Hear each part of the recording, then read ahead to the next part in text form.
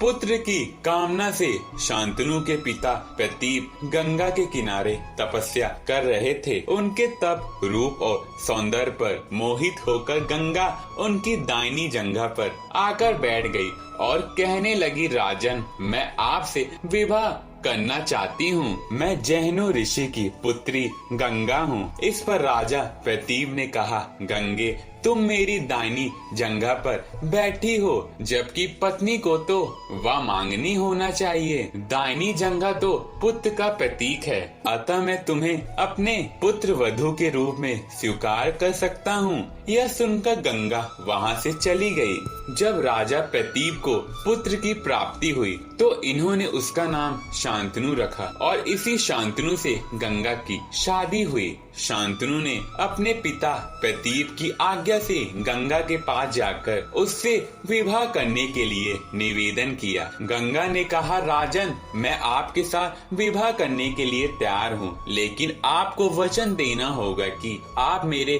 किसी भी कार्य में हस्तक्षेप नहीं करेंगे। शांतनु ने गंगा को वचन देकर विवाह कर लिया। गंगा के गर्भ से महाराज शांतनु को 8 पुत्र हुए, जिनमें से 7 को गंगा ने गंगा नदी में ले जाकर बहा दिया। वचन के बंधे होने के कारण शांतनु कुछ नहीं बोल पाए। जब गंगा का 8वां पुत्र हुआ और वह उसे भी नदी में बहाने के लिए ले जाने लगी तो राजा शांतनु से रहा नहीं गया और इन्होंने इस कार्य को करने से गंगा को रोक दिया।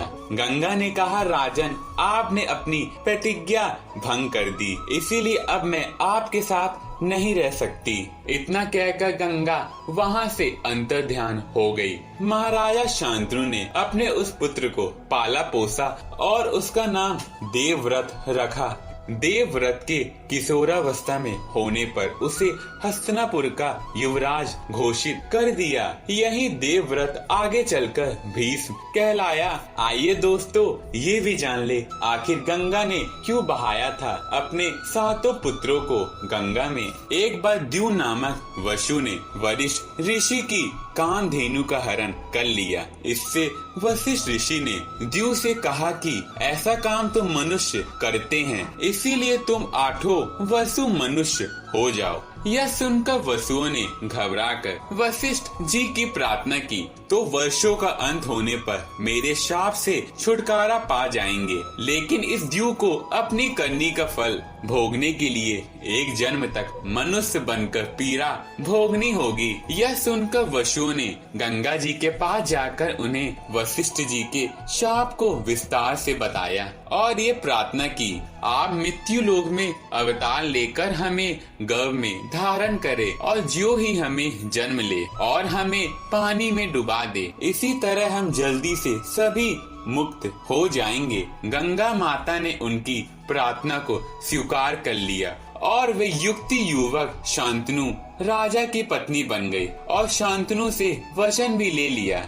शांतनु से गंगा के गर्भ में पहले जो 7 पुत्र पैदा हुए थे उन्हें उत्पन्न होते ही गंगा जी ने पानी में डुबा दिया, जिससे 7 वसु तो मुक्त हो गए, लेकिन 8वें में शांतनु ने गंगा को रोककर इसका कारण जानना चाहा। गंगा जी ने राजा की बात मानकर वसुओं को वशिष्ठ के शाप का सब हाल कह सुनाया। राजा ने उस 8वें पुत्र को डुबाने नहीं दिया और इस वचन भंगता के कारण गंगा 8वें पुत्र को सौंपकर अंतर्ध्यान हो गई। यही बालक द्यू नामक वसु था।